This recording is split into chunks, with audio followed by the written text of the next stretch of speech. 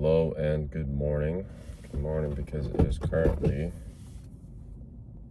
7:18. Just offered prayer at the masjid, and now I'm here at the gym. Wanted to record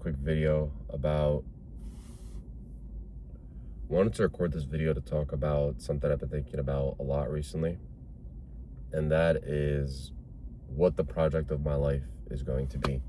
So what that means is the following, and this is an idea that I got from another creator that I watch often. His name is Yahya Basir.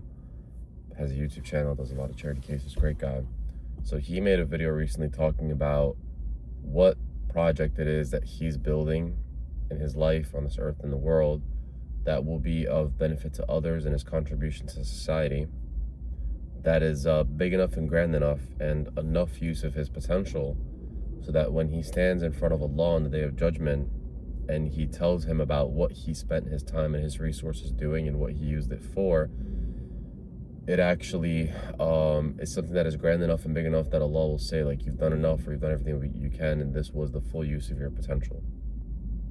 And so for him in particular, it's a lot of charity work, charity cases. He has a big platform, and so he uses that to the benefit of those that are in need in, let's say, third world countries around the world. And he goes into depth in the video talking about how you can find your mission and how he found his.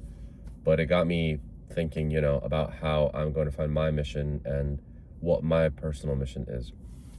So the main thing I want to talk about in this video, though, is a conversation that I had with a good friend of mine, someone that I look up to, like an older brother, exceeds me in a lot of metrics that, I want to improve on as well. And as I mentioned, I look up to him to improve on those metrics. But he had invited me out to dinner one time. Me and him are having a conversation. And so this is someone who also, God bless, is involved in entrepreneurship and is doing really, really big things. Like he likes to keep everything private. I wish I could mention it, but he's involved in some big things of his own. So we're having dinner and he asks me, so what is it that you want to do with your life? Like, what's the end of it all? What's the point of it? Why take this irregular route and take the risk instead of just doing a normal 9 to 5 and settling there and just looking forward to your 2 vacations every day?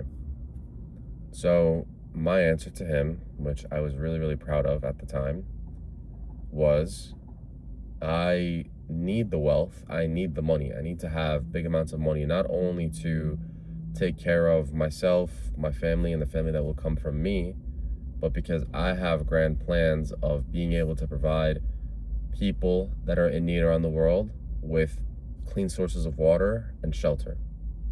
And he goes, I don't think that's a good one. I think you should let them continue to suffer.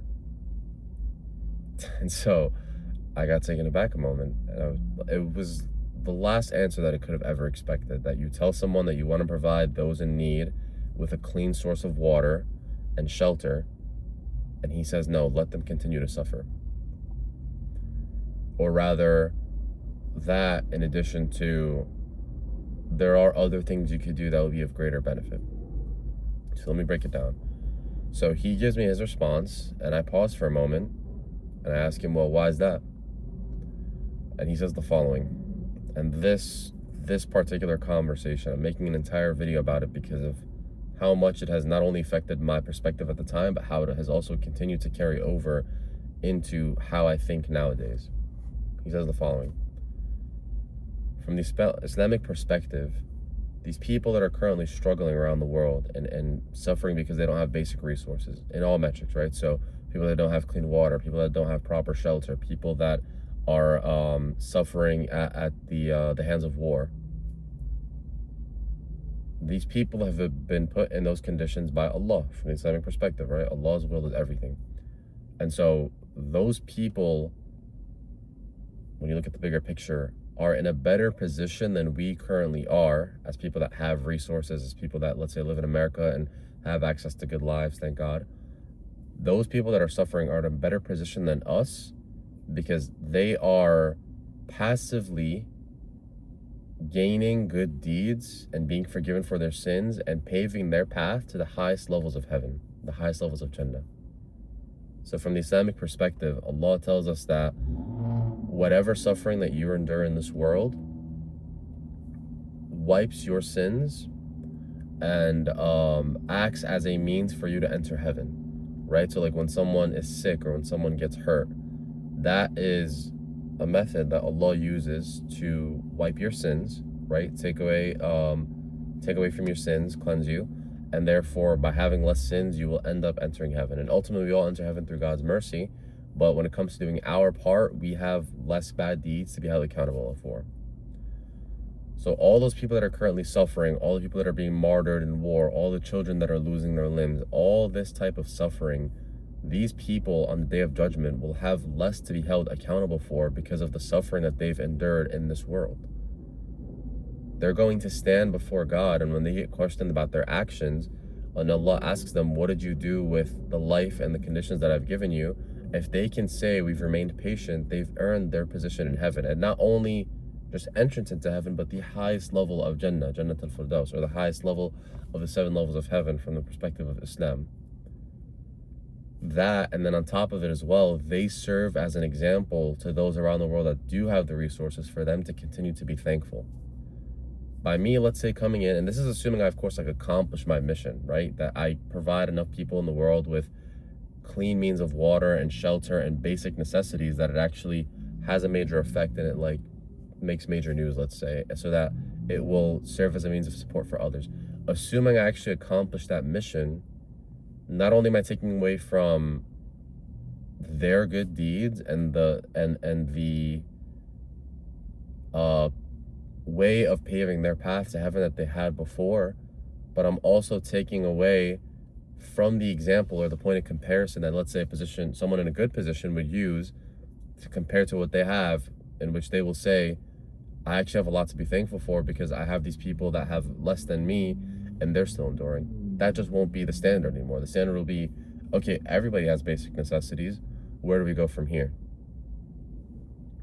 So that's the answer that he gives me. You know what I mean? And it was one of those things where once he started talking, I didn't really have much to say because he had already given me such a shock that I could just do nothing but continue to listen to what he was going to say, because everything that he said following this conversation changed my perspective on a lot of things.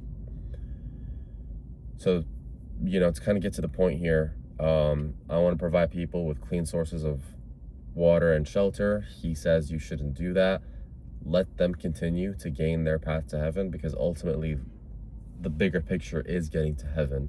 And if they have a chance of getting to that, then we shouldn't take that away from them. And so now it's like, well, I'm kind of left without a cause, because I agree with what he's saying. It makes sense. And ultimately, even those people get help from God. You know what I mean? So my question to him then is, well, what would you suggest I do? So he tells me, well, look, you're someone that posts stuff on social media. You have influence over people in your community. You're going to have even more influence in the future. What you should focus more on is providing people with the right mindset to allow them to improve their own selves. So, kind of like classic quote to sum up what he said: you can feed a man, you can give a man a fish and feed him for a day, or you can teach him how to fish and feed him for life. His perspective was, rather than giving people the physical means or the physical, let's say, products or necessities or things to help them out for one day, limited resources that will run out after a short amount of time, your contribution should be in furthering education, helping people improve their mindset, giving people that maybe messed up in the past a second chance at life, and giving them the skill sets that they need and the knowledge that they need to improve not only their own conditions on their own, which is something that they're going to appreciate more and it's going to take them a lot further, but then it will also help them go teach others to get out of that position given what they've learned and what they've endured. So an example that he used to further explain to me the point that he was trying to make was that of, let's say, youth that have fell into drug addiction, which is an example that really hit home for me because I have friends, my best friends that I grew up with that had similar stories, and now they're some of the best people that I've met thanks to a recovery program. He says his particular idea, if he were to apply this for himself, will be to help youth that, let's say, they didn't grow up in the best environments and they were negatively influenced or peer pressure to get into drugs, and then it kind of became their identification through drug addiction.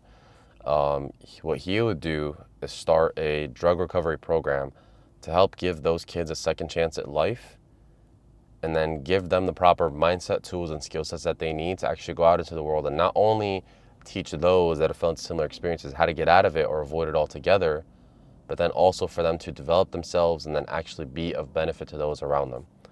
And so through him, the example that he gave was just massive distribution. And this is a guy, this example and this whole idea and this whole conversation absolutely made sense to him because the businesses that he's involved in has international distribution.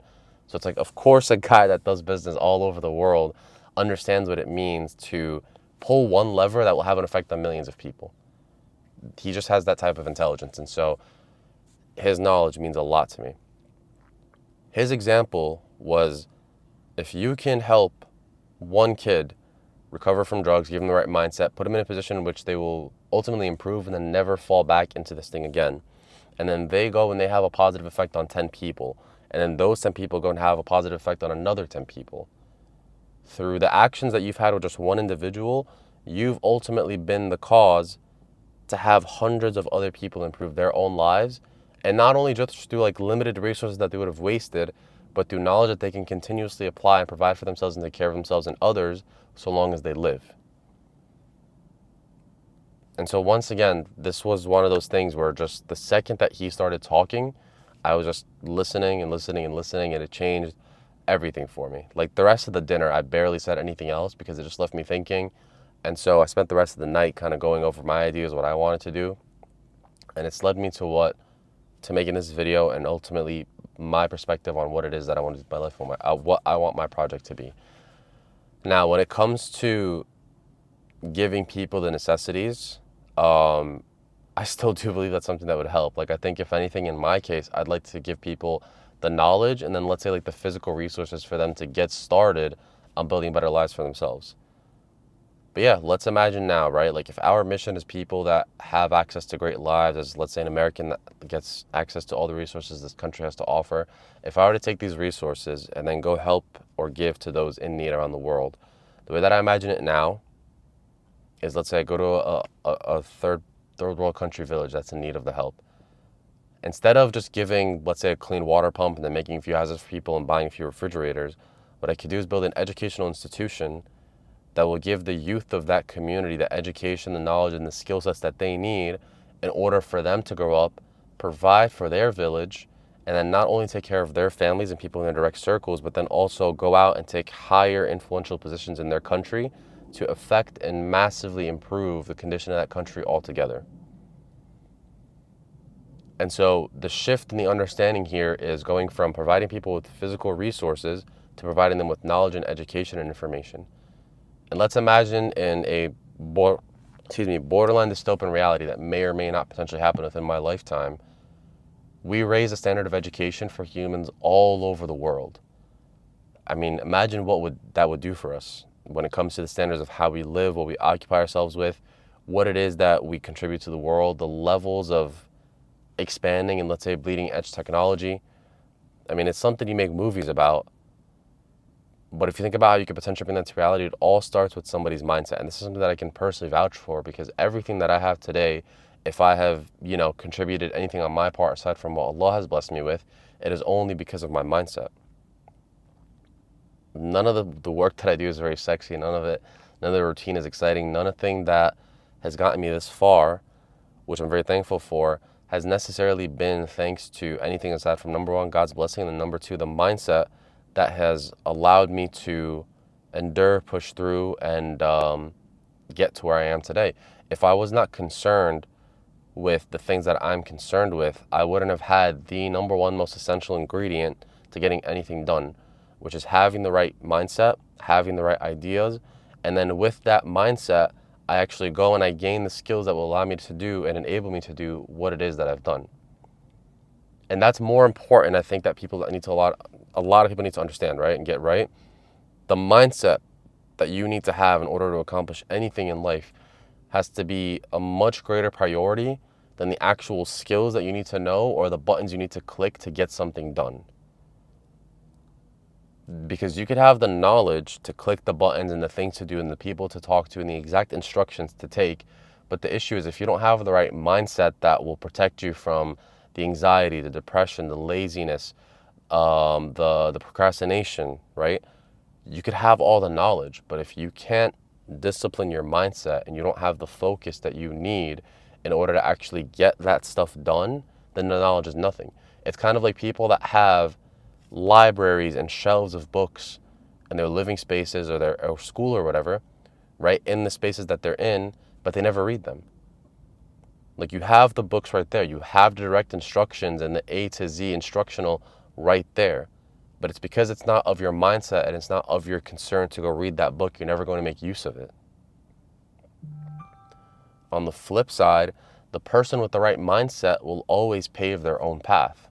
Because if I have the right mindset, if I'm actually concerned with and is my priority to get something done, okay, I don't have the knowledge to do it, I don't have the skill set, I don't have the instructional. But because I have the right mindset, I'm going to figure it out. I'm going to find a way. And for humans, most of the time, what that really means is you experiment. You throw 100 different things at the wall, one of them will stick, and there you go. That's point number one that you've learned. And you continue to do that, and over time, you gain the experience to figure something out. Now you see, you have one thing and you get both. You get the mindset and the instruction, which is the mindset. You have the other without the initial, you're not going to have anything that's actually of use that's going to get you anywhere. You could have the instructions that the mindset, but without the mindset, you don't have the vehicle that's going to allow you to get moving. So yeah, this is a perspective that has ultimately changed everything for me. I think it's going to be of benefit to those that also listen to it and maybe apply it for themselves. When it comes to the project that you want to build and leave for the world, I always advise people to try to think a little bigger. Generally speaking, I think we all need to think a little bigger. Maybe I need to take the advice of what one of my community members told me recently. One of the students in my community told me recently, which was maybe you should think a little smaller. Because when somebody asked me that question, I always assumed what effect I wanted to have on millions of people all around the world, and not directly on what I wanted to have on my own family. So of course, I think of now what it is that I want to contribute towards my family first, and I want to take care of my direct circle before I go and try to have an effect on millions of people. But for most that I speak to, it's the opposite, right? So people are always prepared to think of themselves, their family, the direct circle, maybe what it is that they plan for the next 5 years. But even beyond that, you have the potential and the resources to have an effect on millions, positively millions around the world. And through the help that you give them, you also earn your position in heaven, in the afterlife, which is what all this is really for anyways.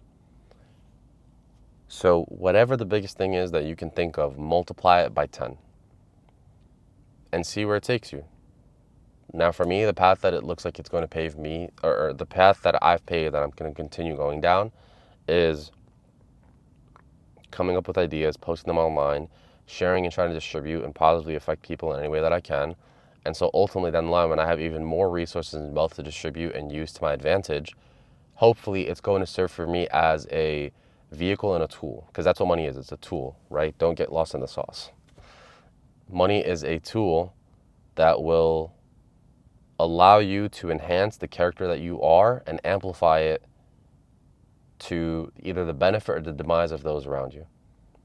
And so same thing with you guys. For me, I think it's going to be through helping people's mindsets. And ultimately what that means is learning how to speak, learning how to motivate others, learning how to educate, and learning how to mass distribute that education to ultimately try to raise the standard of education for people all around the world. It's a big mission. Let's see how long it takes. For you, as I said, think of the biggest thing you could think of, multiply it by 10, and start planning and see how it changes your life. Because I know for me, the reason that I've decided to make this video is because it has altered not only my perspective, but then also the path and my decision-making process. And so I think it's of benefit to any viewer that has watched this far into the video, because if you were to come up with the plan that I had just come up with, it may or may not literally change the course of your entire life. Maybe to your benefit, maybe to your demise, but either way, you're going to have an experience that's worth telling a story about. And let's see. See you in the next one.